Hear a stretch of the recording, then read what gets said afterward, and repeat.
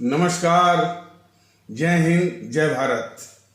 भारतीय अवाम ताकत दल अपने भारतीय भाई बहनों अर्थात अपने देश भारत की जनता अर्थात अपने भारतीय अवाम से भारतीयता आधारित आपसी श्रद्धा, भारतीयता आधारित आपसी स्नेह, भारतीयता आधारित आपसी प्रेम, भारतीयता आधारित आपसी अखलाक मोहब्बत, भारतीयता आधारित आपसी सहयोग, भारतीयता आधारित आपसी सम्मान, भारतीयता आधारित आपसी एकता, भारतीयता आधारित आपसी भाईचारा तथा भारतीयता आधारित आपसी सद्भाव को समझने व उसे आत्मसात करके वैसा ही और उसी अनुसार आचरण एवं व्यवहार करने हेतु और इसके समस्त भारत में प्रचार प्रसार करने हेतु और इसकी अहमियत और महत्व को प्रत्येक देशवासी को समझाकर उसे अपनाते हुए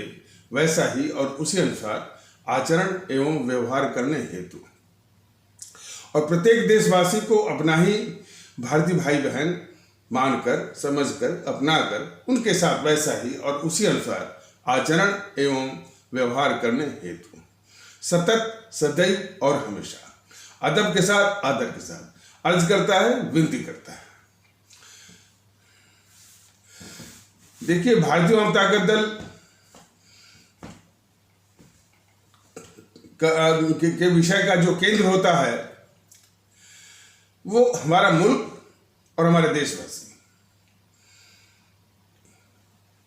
और इससे इधर उधर वो जाता ही नहीं है।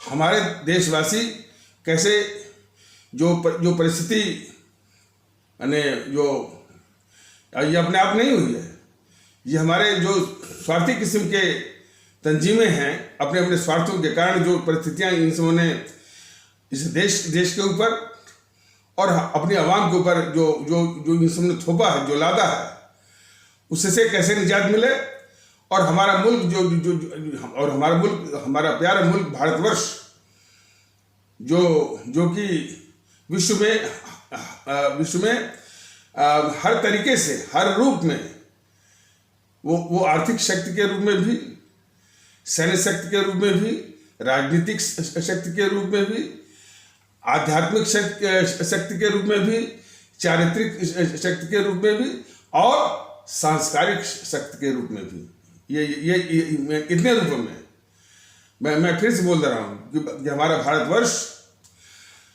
आर्थिक शक्ति के रूप में, सैन्य शक्ति के रूप में, राजनीतिक शक्ति के रूप में, चारित्रिक शक्ति के रूप में, आध्यात्मिक शक्ति के रूप में और सांस्कारिक शक्ति के रूप में विश्व का सिरमौर बनने की पात्रता रखता है। तो अपने इस प्यारे मुल्क भारतवर्ष को कैसे वहां तक पहुंचाएं, इसी विषय को केंद्र मान करके और हमारी जो अवाम है, हमारी जो अवाम है, हमारी जो 135 करोड़ हमारी जो भारत की आदरणीय अवाम है, वो जो जिन विकट और विपरीत और कभी कभी नारकीय जीवन जो फंसी हुई है, उससे कैसे उसको निजात दिलाई जाए, तो इन्हीं दो विषयों को केंद्र मान करके पूरी परिचर्चा भारतीय अवाम ताकत दल करता है। और उसमें जो उसका एक वैचारिक मंथन है कि जैसे कि हमारे वो महात्मा बुद्ध थे और उनकी जीवनी से बहुत कुछ सीखने को मिलता है। उनके पास वैभव की कोई कमी नहीं थी, राजशाही परिवार में पैदा भी हुए थे, उनका विवाह भी हो गया था, उनकी सुंदर सी पत्नी थी वो यशोधरा, उनके पास एक पुत्र भी था राहुल। ये सारे सांसारिक बंधन उस महात्मा बुद्ध को बांध नहीं सके, जो जो उनके मन में एक एक जलती हुई आग थी जानने की कि हमारे हमारे हमारे विश्व के लोग दुखी क्यों हैं, और उनको उनको उनको उन बातों पर वैचारिक एक सदमा लगा, झटका लगा, जिनको हम आप साधारण रूप में उसको देख करके उसको साधारण रूप में देख करके उस पर गंभीर नहीं होते हैं। जैसे शरीर है, ये शरीर जो है इसकी बाल्या अवस्था होती है, फिर किशोरावस्था होती है, युवावस्था होती है, फिर प्रौढ़ अवस्था होती है, और फिर वृद्धावस्था, इसके बाद मृत्यु। ये सामान्य सी बात है, और सामान्य नहीं, ये एक प्राकृतिक बात है। इन्हीं में से कुछ घटनाओं ने हमारे महात्मा बुद्ध को जो है वो या उनका नाम सिद्धार्थ था, शायद सिद्धार्थ, तो उस सिद्धार्थ को उद्वेलित कर दिया। पहली बार चूंकि जब वो अपने राजमहल से बाहर देखने जाते थे, तो उनको पहली बार एक वृद्ध महिला वो कमर से झुक करके एक लकड़ी लेकर के चल रही थी। तो उन्होंने अपने परिजनों से पूछा कि ये कौन है, क्या हो गया है इसको। तो लोगों ने बताया कि ये वृद्ध हो गई है। मनुष्य की एक ऐसी भी, और मनुष्य जो इस दशा को भी प्राप्त होता है, तो उनको बड़ा दुख हुआ, कह रहे मनुष्य इस दशा को भी प्राप्त होता है। फिर एक बार शव को कुछ लोग जो है अपने कंधों पर ले जा रहे थे अंत्येष्टि की क्रिया के लिए। तो उसके विषय में भी लोगों ने अपने सिद्धार्थ, मैंने जो भावी महात्मा बुद्ध थे, गौतम बुद्ध थे, तो उन्होंने प्रश्न किया कि भाई ये क्या है। कहें कि ये मनुष्य की मृत्यु हो गई है और इसका ये आखिरी पड़ाव है। तो उनके मन में एक बहुत बड़ा प्रश्न खड़ा हुआ कि मनुष्य की ये भी गति होती है। और देखिए, ये दोनों घटनाएं को हम लोग बहुत आम रूप से लेते हैं और गंभीरता से भी नहीं लेते हैं, और ये भी मान लेते हैं कि ये प्राकृतिक घटनाएं हैं। इसी तरह की घटनाओं ने हमारे सिद्धार्थ या भावी गौतम बुद्ध को उद्वेलित किया था। और जीवन में कितनी ऐसी जो महात्मा लोग हैं, उनके लिए बस एक ही वैचारिक सदमा जो है उनको उनके वास्तविक प्रतिभा को निखारने के लिए काफी होता है। मतलब कि अब इसी संदर्भ में, हालांकि ये विषय भटके न, और हमारे महान संत कवि गोस्वामी तुलसीदास, जो हमारे प्रभु के अनन्य भक्त भी थे और समाज सुधारक भी थे, उनके भी विषय में कहा जाता है कि जब उनकी पत्नी मायके चली गई थी, तो पत्नी के वियोग में वो इतने व्याकुल हो गए कि अपने ससुराल चले गए। रात के अंधेरे में जो है वो सांप को जो है रस्सी मान करके वो चढ़ गए छत पे।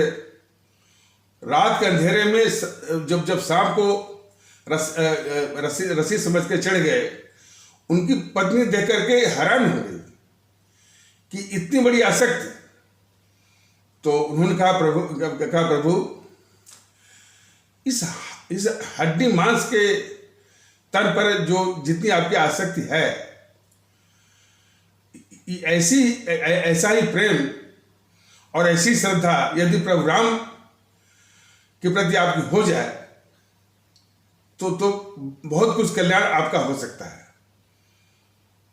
उनकी पत्नी रत्नावली के इतने वचन जो है उनको वैचारिक सद्भाव देने के लिए काफी थे, जगाने के लिए। तो जो महापुरुष होते हैं उनके मन में ये विचार होते हैं, बस एक मौके की जरूरत होती है। तो हमारे महात्मा बुद्ध जो है ये दो घटनाएं थी। इसके बाद वो जो राजशाही माने जो वैभव था, ऐश्वर्य था और ऐशो आराम था, सुख था, सबको परित्याग कर दिया। और फिर इसी खोज में निकल गए कि आखिर जो मनुष्य जो है वो दुखी क्यों है। बहुत भ्रमण किया उन्होंने। भ्रमण करते करते करते बिहार के एक बोधि वृक्ष के नीचे, जो कि शायद गया में पड़ता है, शायद गया जिला जो है बिहार का, उसमें फिर वहां भी काफी विचार मंथन करने लगे और अंत में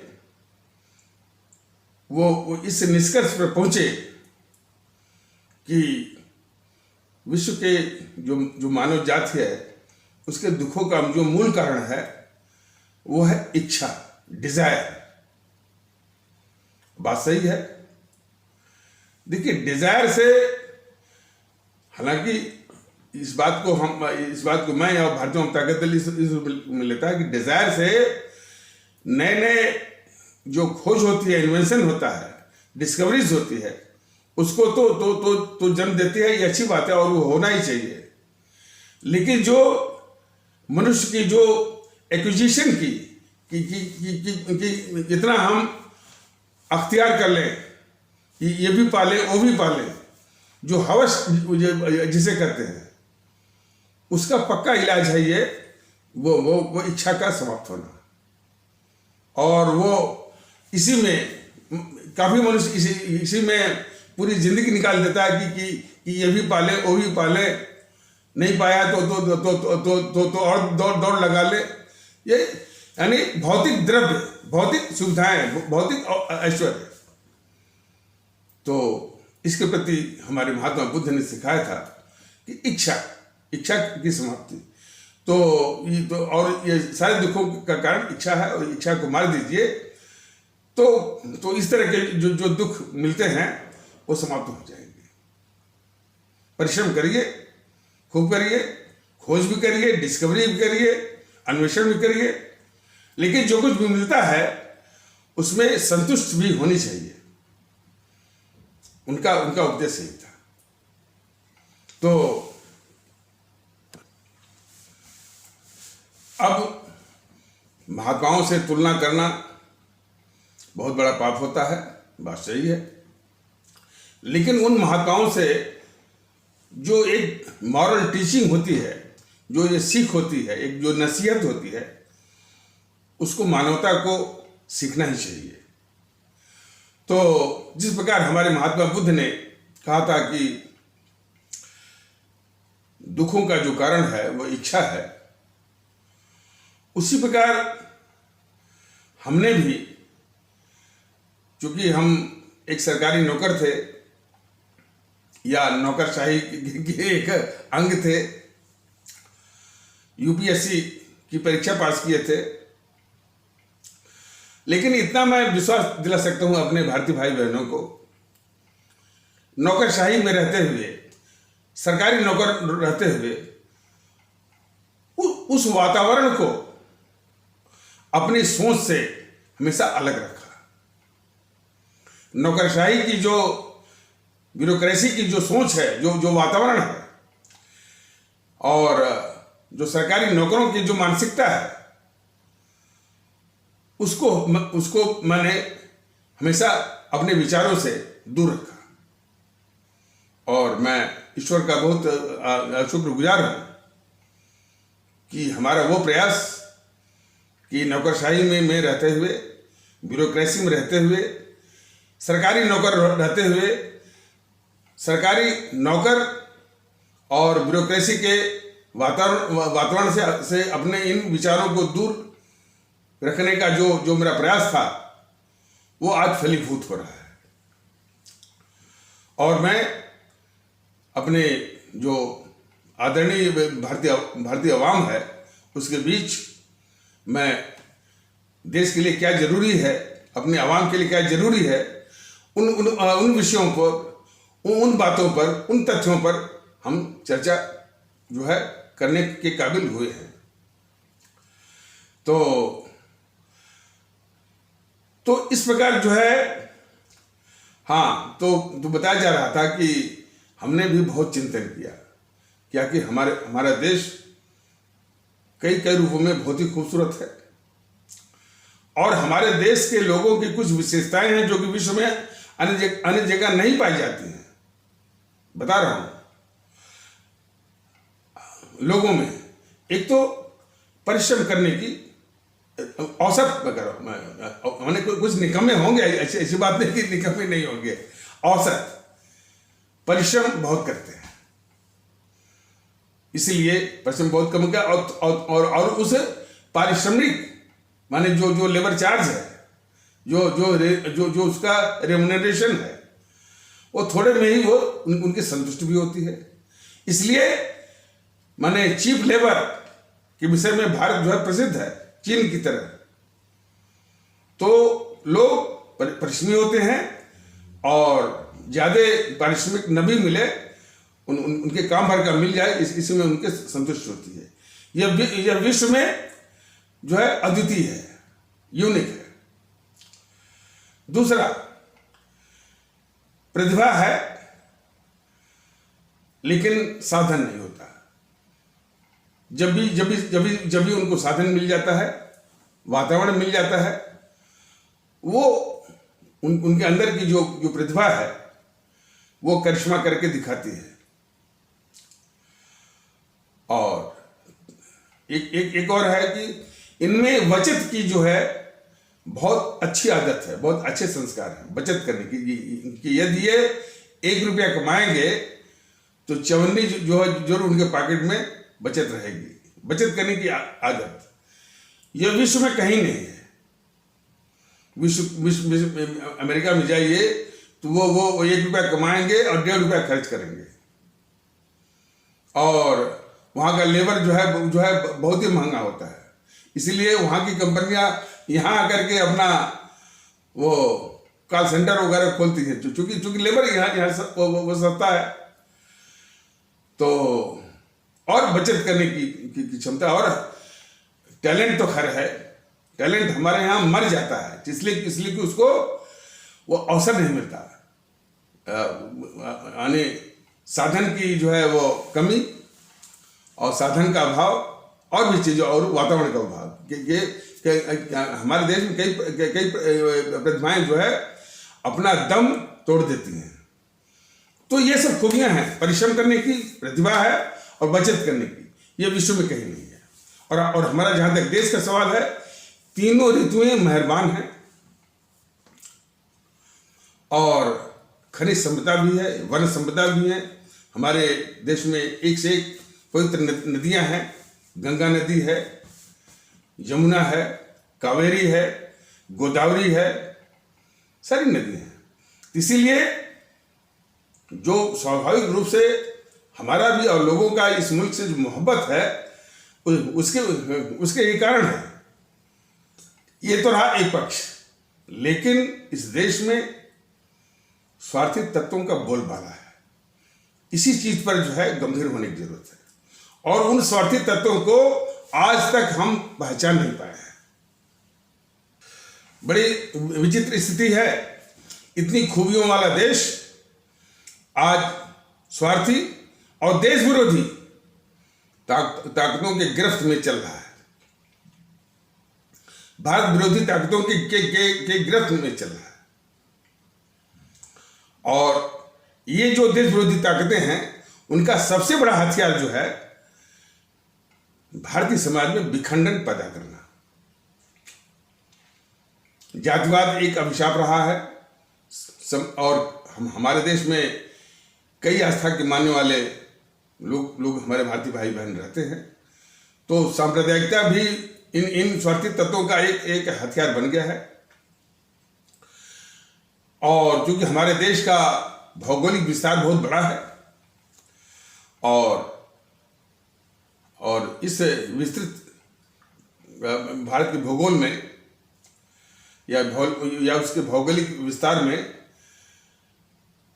30 से लेकर 40 किलोमीटर या 50 किलोमीटर पर जो है कुछ भाषा या बोली का, कुछ खान पान पसंद का, कुछ पोशाक का फर्क पड़ जाता है। तो अलग अलग बोलियां, अलग अलग भाषाएं भी हैं अपने देश पर। और एक नेहरू आया था, इस देश का सबसे बड़ा ऐतिहासिक गद्दार। एक तो बिखराव था ही पहले से ही, जो कि अभी बताया जा रहा है कि जात के नाम पर, संप्रदाय के नाम पर। वो अंग्रेज जब चले गए, उसने इसी बिखराव को बढ़ाने के लिए भाषा के आधार पर ही प्रांत बना दिया। वो हमारे देश में बिखराव का सबसे बड़ा कारण हो गया। इस समय जो है लोग अपनी पहचान भारतीयता के रूप में ना करके बोलते हैं कि मैं गुजराती हूं, मैं बिहारी हूं, मैं कश्मीरी हूं, मैं पंजाबी हूं, मेरे लिए तमिल प्राइड है, मेरे लिए वो कन्नड़ प्राइड है, मेरे लिए जो है वो मलयाली प्राइड है, मेरे लिए तेलुगु प्राइड है, गुजरात गर्वी है, उड़िया होने पर गर्व है, बंगाली होने पर गर्व है, और मराठा और मराठी होने पर गर्व है। इस तरह के तमाम ये जो है ये यानी शैतान कह लीजिए जो ये पैदा हो गए भारतीय एकता को तोड़ने के लिए। और इसके पीछे कौन है? वही गद्दार, देश का गद्दार, ऐतिहासिक गद्दार नेहरू, जिसने भाषा के आधार पर प्रांत बनवाए। तो बात हो रही थी कि हमारा देश कितना खूबसूरत है, इतने अच्छे लोग हैं, औसतन उनकी ये खूबियां हैं, उनकी ये क्वालिटीज हैं, और लेकिन हमारा देश जो है अमूमन यानी भारत विरोधी, भारतीय समाज विरोधी, स्वार्थी तत्वों के गिरफ्त में चल रहा है। और ये जो भारतीय समाज विरोधी या भारतीय विरोधी जो ताकतें हैं, उनका सबसे पोटेंट वीपन, सबसे ताकतवर हथियार जो है वो क्या है? विखंडनकारी उनकी साजिश। तो हमारे देश में बिखराव जो है वो चरम सीमा पर है। तो भारतीय ताकत दल ने पूरे मंथन के बाद इसी निष्कर्ष पर पहुंचा कि हमारे देश के सभी दुखों का कारण जो है बिखराव है। जिस प्रकार हमारे महात्मा बुद्ध ने बताया था कि मानव जाति के दुख का कारण इच्छा है, उसी प्रकार भारतीय ताकत दल का ये स्पष्ट मानना है, उसका निष्कर्ष है कि भारत में सभी दुखों का कारण बिखराव है और इस बिखराव को समाप्त करना ही होगा। और इसी बिखराव को समाप्त करने के लिए भारतीय ताकत दल ने बीड़ा उठाया हुआ है। अब ऐसा नहीं है कि भारतीय ताकत दल ने पहली बार उठाया है। हमारे कई महापुरुषों ने, महान आत्माओं ने इस दिशा में बहुत कुछ काम किया है। अखंड भारत की परिकल्पना वो महान कूटनीतिज्ञ और दार्शनिक जो है चाणक्य जी ने की है, और परम राष्ट्रभक्त चाणक्य जी ने की थी। अखंड भारत की बात जो है उन्हीं के कार्यकाल में और उन्हीं के द्वारा जो है वो शुरू की गई है। वैसे भारत शब्द की और भारत देश की परिकल्पना इतिहास के पहले की है, लेकिन अखंड भारत की वकालत जो है ये वो बार बार करते थे हमारे महान दार्शनिक और महान कूटनीतिज्ञ और परम राष्ट्रभक्त चाणक्य जी हमसे किया करते थे। और वो अपने दृढ़ता के लिए जाने जाते हैं कि यदि किसी समस्या को खत्म करना है तो उसके समस्या को जड़ से खत्म करना होगा। एक वो रास्ते में जा रहे थे और किसी कुश जो पौधा होता है, थोड़ा सा उसकी धार, उसके पत्तियों की धार थोड़ी तेज होती है, उससे उनको चोट लग गई बस।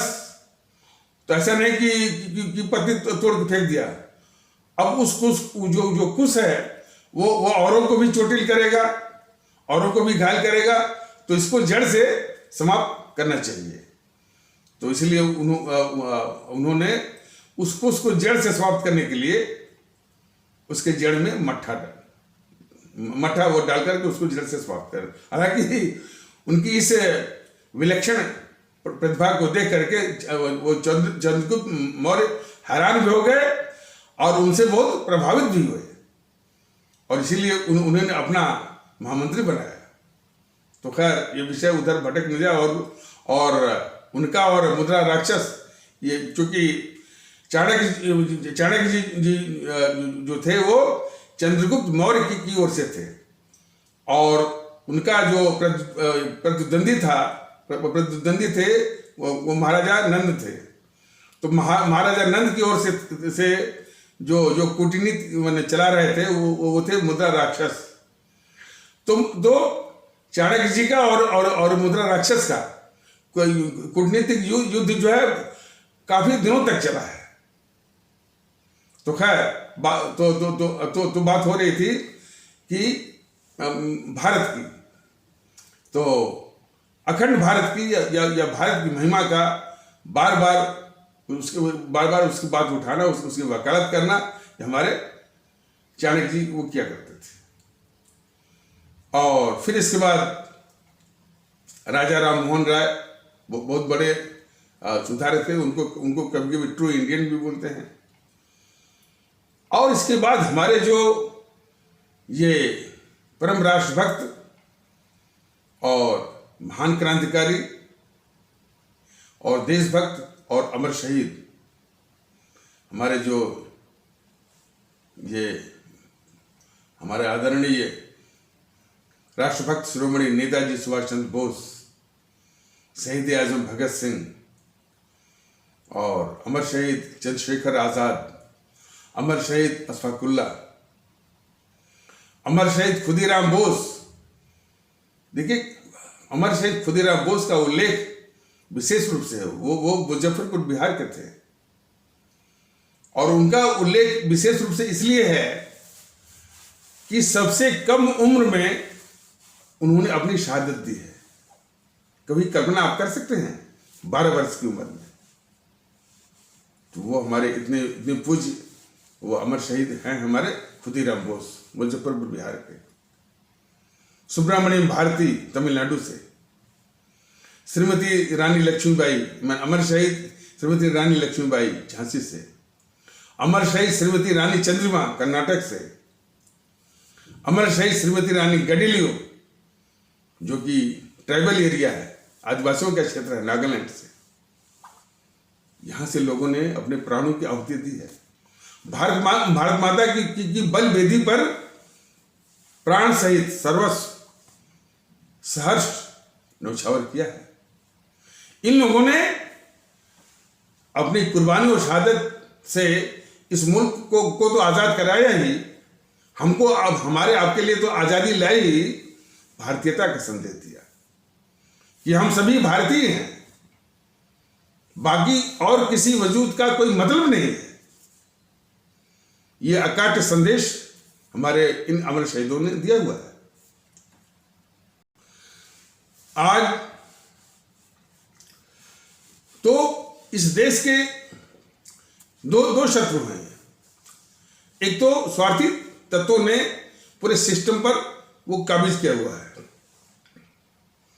और दूसरा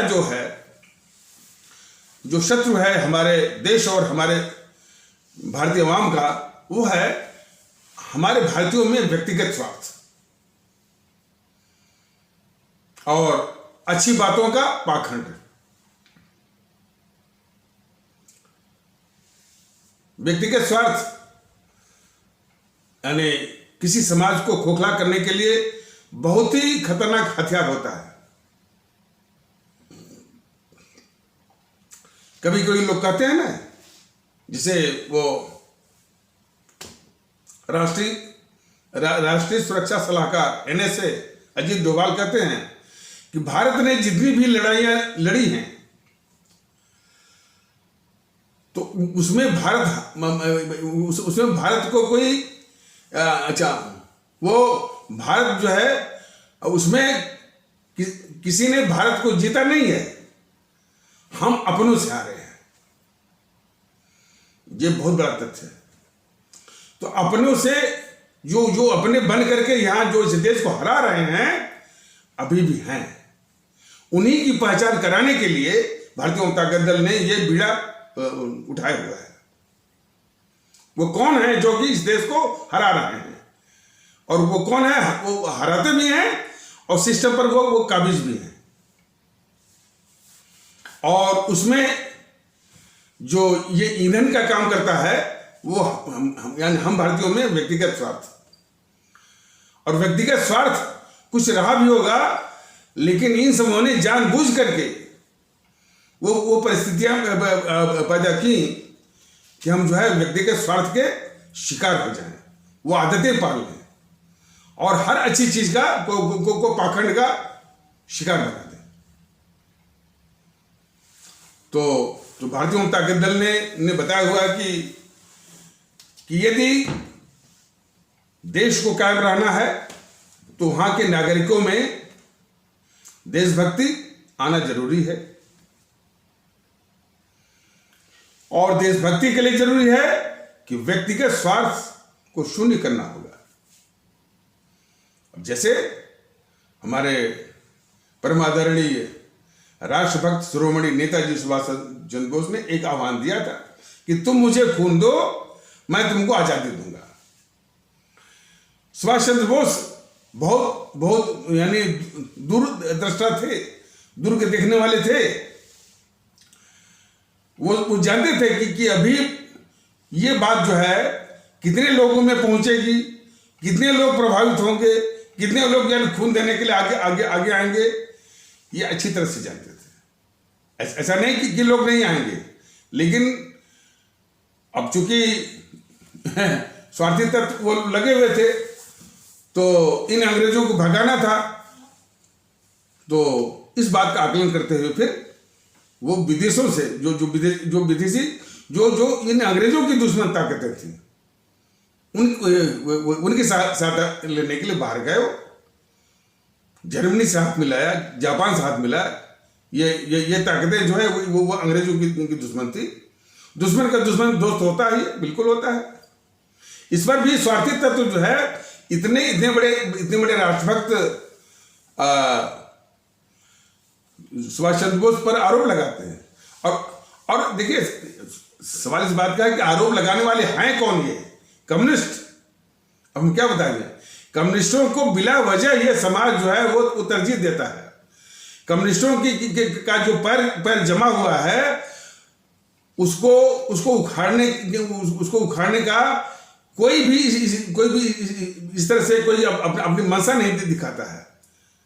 इन कम्युनिस्टों की जो जड़ कहाँ है? कुछ हमारे जो मजदूर भारतीय भाई बहन है, जो गरीब भारतीय भाई बहन है, जो किसान भारतीय भाई बहन है, जो किसान मजदूर भारतीय भाई बहन है, और कर्मचारी। यदि इनकी बातों को सुना जाए, इनके बीच में जाया जाए और इनसे विचार विमर्श किया जाए, और इनकी जो भी जायज जो मांगे हैं, जायज इनकी जो ग्रीवांसेस हैं, इनको हल कर दिया जाए तो पूरी इसकी कम्युनिस्टों की दुकान जो है बंद की जा सकती है। हमारे किसान भारतीय भाई बहनों की, वो भी किसानों में छोटे किसान, ये जो बड़े आढ़तिया नहीं भैया, तो जितने छोटे किसान हैं, जितने सीमांत किसान हैं, जितने छोटे किसान भारतीय भाई बहन हैं, जितने सीमांत किसान तो जितने छोटे किसान भारतीय भाई बहन हैं, जितने सीमांत किसान भारतीय भाई बहन हैं, जितने मजदूर भारतीय भाई बहन हैं, और जितने गरीब किस्म के भारतीय भाई बहन हैं, जितने कर्मचारी जो अपने विभिन्न क्षेत्रों के, चाहे चाहे वो केंद्र सरकार के हों, चाहे राज्य सरकार के हों, चाहे वो अर्ध सरकारी हों, चाहे वो निगम के हों, और यहाँ तक कि निजी कारखानों के भी कर्मचारियों के समस्याओं का ये उनके बीच में जा करके उनकी बात को सुना जाए, उनसे विचार विमर्श किया जाए, उनको अपना जाए, उनके साथ अपनापन दिखाया जाए, और वहां से इन कम्युनिस्टों की पैठ को खत्म किया जाए, तब जाकर के ये समाप्त हो सकते हैं। और ये ऐसा करना इस देश के लिए जरूरी है, इन कम्युनिस्टों को इस देश से जरूरी है। ये सब इतने गद्दार हैं, चीन से पैसा लेते हैं और भारत की थाली में छेद करते हैं, और उनकी बातों को ये सुभाष चंद्र बोस को फासिस्ट बोल देंगे। ये फासिस्ट कुछ इन कम्युनिस्टों के रटा शब्द होते, फासिस्ट। सबसे बड़े फासिस्ट ये कम्युनिस्ट हैं, विश्व के सबसे बड़े आतंकवादी भी हैं और सबसे बड़े नरसंहारी भी हैं ये। अब इन बातों को जो भारतीय जनता दल बता रहा है, ये बीजेपी वाले कभी नहीं कहते इन कम्युनिस्टों को और वाम दलों को। यही तो बात जो घूम के आती है, जो केंद्रित होती है, अंत में बीजेपी की गद्दारी जो है सबसे बड़ी है, जो कि पूरा जो कि सिर्फ अपनी सत्ता, माने इसके 12 करोड़ कार्यकर्ता हैं, क्या है, सिर्फ चुनाव जीतने के लिए, और वो भी चुनाव जीतने में मुख्य होता है, मुख्य उनका जो प्रचार होता है कि ये मोदी जी वो हिंदूवादी हैं, फलाने ठिकाने। ये यदि हजारों वर्ष की तपस्या के बाद एक हिंदूवादी आया, और वो हालांकि देखिए ये विषय भटक नहीं जाए, कोई उनका बीजेपी का जो है कोई वो चला चपाटा, अब इन शब्दों का हमको प्रयोग करना होता है कभी कभी ताकि आप लोग भी जान जाए। वो यूट्यूब पर कह रहा था कि कम्युनल जो उपचुनाव हुए हैं, जरा आप लोग गौर से सुनिएगा, वो जो है मैंने यूट्यूब पर मैंने इनका बीजेपी का एक चला चपाटा कर रहा था कि जहां बीजेपी कम्युनल रही, सांप्रदायिक रही, वहां बीजेपी ने अपना झंडा गाड़ दिया, वहां जीत गई। जहां पर ये सेकुलर बन के रही, वहां पर बीजेपी हार गई। मतलब कि बीजेपी को हमेशा कम्युनल बन के रहना चाहिए यदि उसको सत्ता में रहना है तो।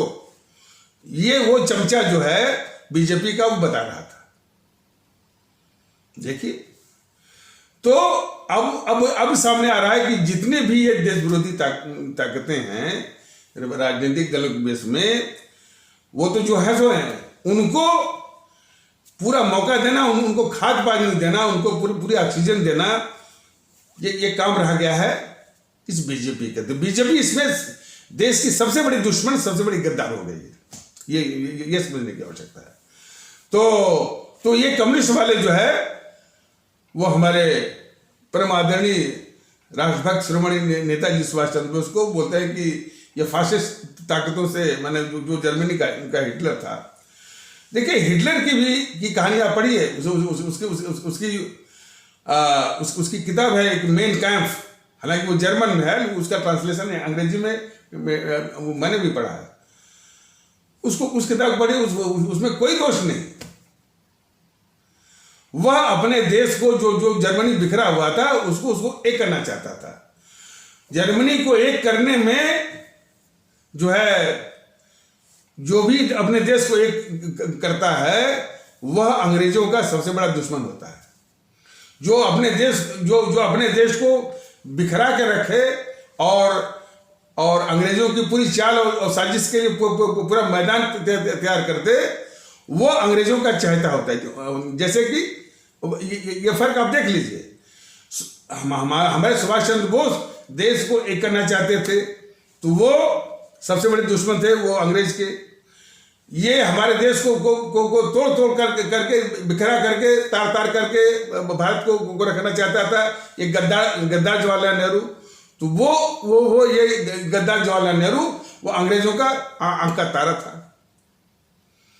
तो उसी प्रकार हिटलर भी अपने देश को एक करना चाहता था। अब उसको किस रूप में बना देना, ये तो एक साजिश होती है। और कहते कौन है? ये कम्युनिस्ट वाले।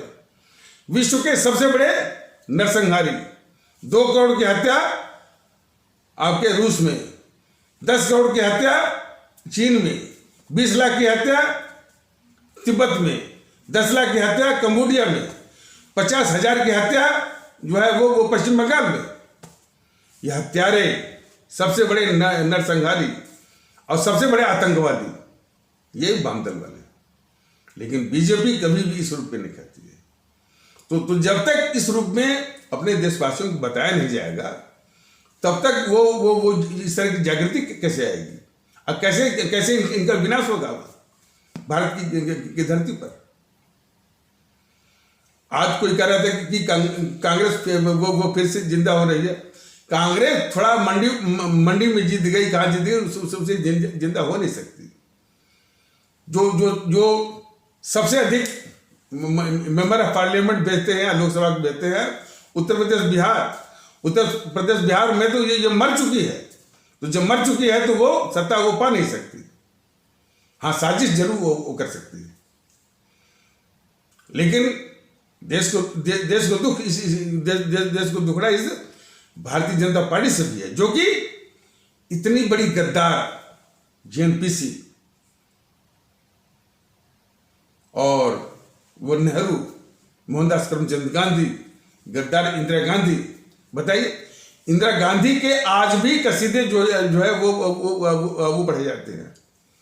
तो खैर मान लीजिए ये विषय वो भटक रहा है। तो हमारे सुभाष चंद्र बोस ने जो वो हाथ मिलाया जर्मनी से और जापान से। दुश्मन का दुश्मन जो दोस्त होता है। तो हमारे इन अमर शहीदों ने जो है अपने देश को एक करने के लिए भारतीयता का एक वो संदेश दिया। और हमारे जो और भी जो अमर शहीद थे, हमारे शहीद आजम भगत सिंह, शहीद आजम चंद्रशेखर आजाद। और इसको भी समझने की आवश्यकता है कि जो गद्दार नेहरू था, अच्छा गद्दार ये मोहनदास करमचंद गांधी, ये तो जब फांसी लगने वाली थी हमारे शहीद आजम भगत सिंह और अमर शहीद ये राजगुरु और अमर शहीद जो है सुखदेव को, तो देश में काफ़ी इस बात की वो जागृति थी कि जागृति और दबाव था इसके ऊपर, इस मोहनदास करमचंद गांधी के ऊपर, कि जाकर के अंग्रेजों से उसमें वायसराय था लॉर्ड इरविन, उसे जाके कह दो कि इनकी फांसी रुक जाए। लेकिन देश इससे ये कह रहा था कि जाकर के इनकी फांसी रुकवाओ, और जाकर के ये सलाह दे रहा है कि नहीं, इनको 12 घंटे पहले फांसी दे दो, 12 घंटे पहले मार दो। तो इतना बड़ा गद्दार था ये मोहनदास करमचंद गांधी। तो उसकी ये गद्दारी की कहानी। और ये जो गद्दार था जवाहरलाल नेहरू, इसने सुभाष चंद्र बोस को मरवाया, डॉक्टर श्यामा प्रसाद मुखर्जी को मरवाया इसने। और यह भी एक जांच का विषय है। भारतीय जनता दल बराबर इस बात को उठाता है कि मोहनदास करमचंद गांधी की हत्या में भी ये शामिल था या इसी के इशारे पे हुई है। अब उसको देखिए, हमें ये असल बात है ना कि इन देश के दुश्मनों को, देश के गद्दारों को बचाने वाले भी तमाम संस्थाएं जो है बनी हुई हैं। जैसे आरएसएस हमेशा इस जेएनपीसी को बचाती है। तो जब इस गद्दार नेहरू को सत्ता मिल गई और ये मोहनदास करमचंद गांधी अब इसके लिए खतरा बन गया कि कभी भी ये मुंह खोल सकता है, तो अब इसको रास्ते से हटाना जरूरी हो गया था। और ऐसा आप किसी भी फिल्म के माध्यम से देखते होंगे कि शातिर किस्म के जो अपराधी होते हैं, किसी अपने साथी की मदद से यदि कोई मकसद हासिल करते हैं, कोई मंजिल हासिल करते हैं, कोई मुकाम हासिल करते हैं और कोई साजिश को की कामयाबी हासिल करते हैं, तो वो हासिल करने के तुरंत बाद उस व्यक्ति या उस सीढ़ी को सबसे पहले समाप्त कर देते हैं। क्यों? कि वह उनके लिए खतरा भी बन सकता है और वो मुंह भी खोल सकता है। तो मैंने ये वो नेहरू जिसके समर्थन में एक भी कांग्रेसी नहीं था, देशवासी भी नहीं थे, उस इतने बड़े अभिशाप को, इतने बड़े देश के गद्दार को ये गांधी ने भारत के सिर पर थोपा, उसको सत्ता दिलाई। ये बहुत बड़ी साजिश थी, बहुत बड़ी साजिश थी। तो वो साजिश के विषय में कभी भी मुंह वो खोल सकता था मोहनदास करमचंद गांधी। तो ये बहुत बड़ा खतरा था, जवाहरलाल नेहरू के लिए बहुत बड़ा खतरा था। तो जवाहरलाल नेहरू के लिए जरूरी हो गया था कि इसको वो रास्ते से हटाएं।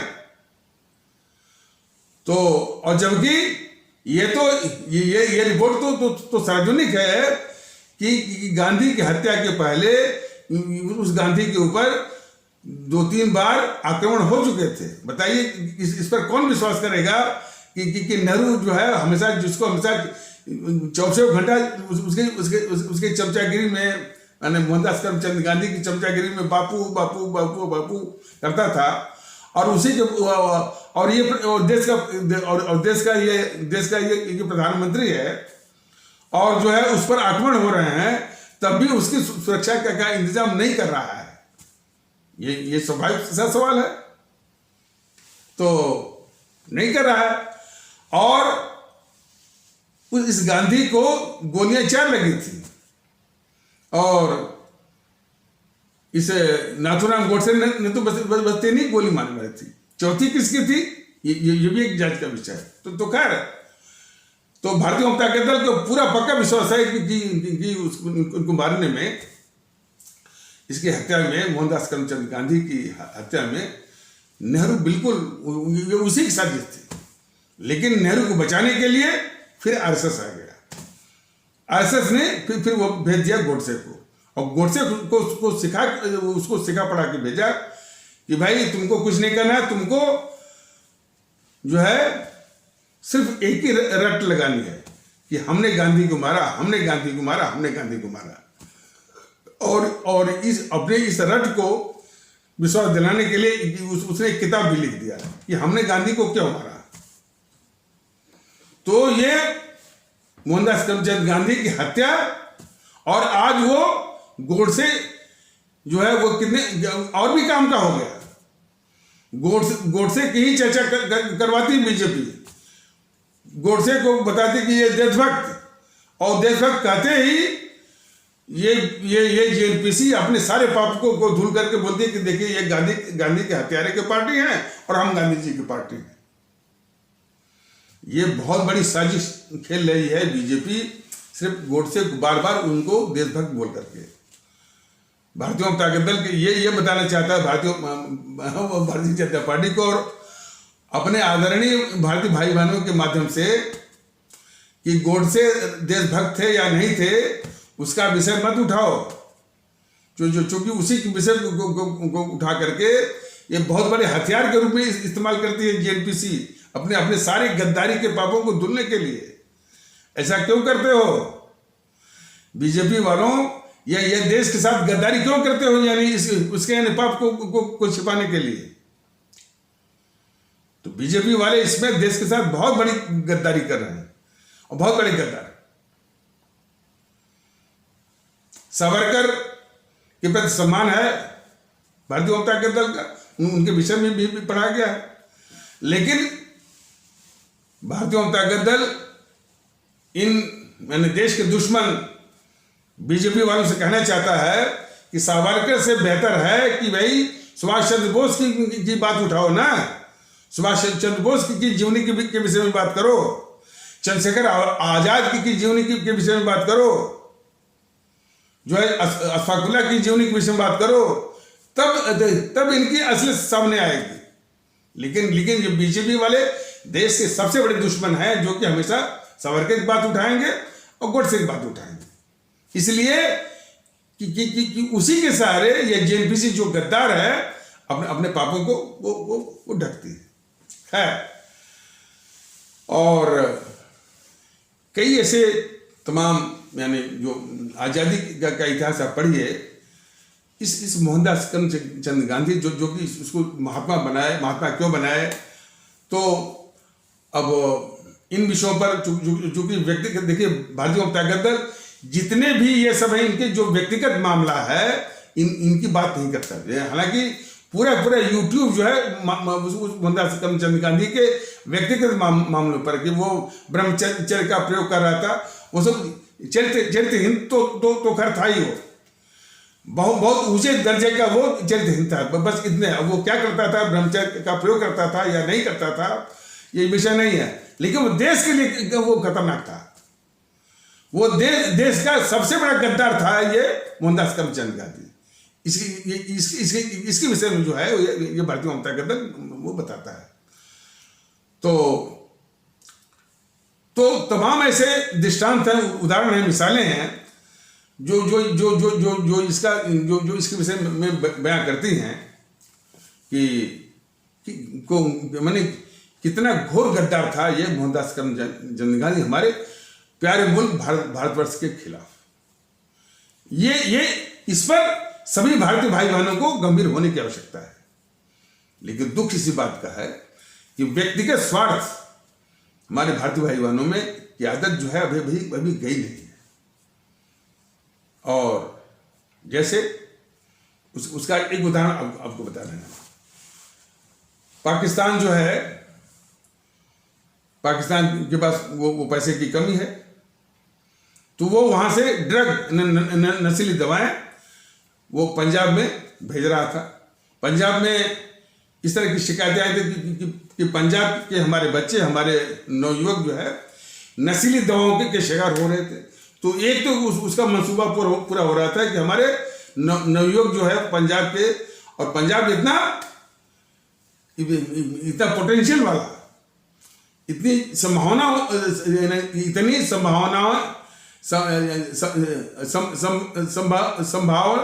वाला, जहां पे इतनी पॉसिबिलिटीज है, इतना पोटेंशियल है कई मामलों में, उसके यदि नवयुवक बर्बाद हो रहे हैं तो यह देश के लिए बहुत खतरा है, बहुत वो चिंता का विषय है।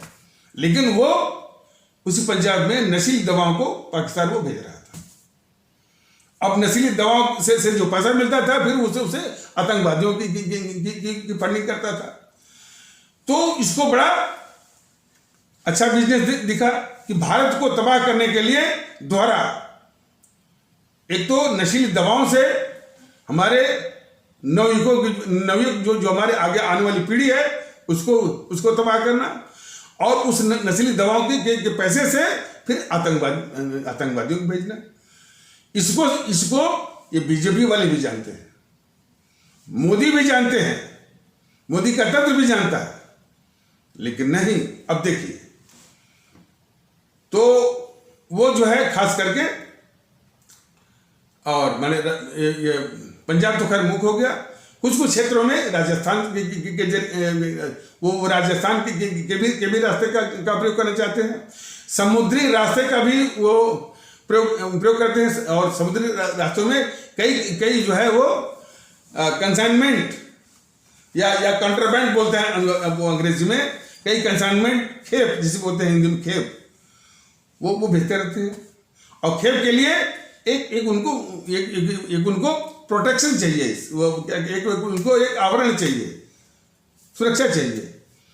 तो उस सुरक्षा के लिए किसी नामी गिरामी राजनीतिक या नामी गिरामी या बॉलीवुड का उसका सहारा चाहिए। तो इसी विषय में नामी गिरामी ये जो शाहरुख है, उसके बेटे का सहारा लिया। वो जो है नशीली दवाओं की जो खेप भेज रहा है पाकिस्तान, वो भेजने के लिए असली विषय यह है।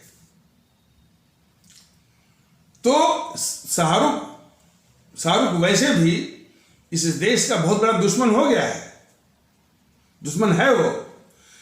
शाहरुख जो है यानी विदेशी बिजनेस एंड फॉरेन बिजनेस में उस व्यक्ति का ये बिजनेस पार्टनर है जो कि विश्व में कई जगहों पर भारत विरोधी आयोजन करवाता रहता है। उसका नाम है टॉनी अशाई।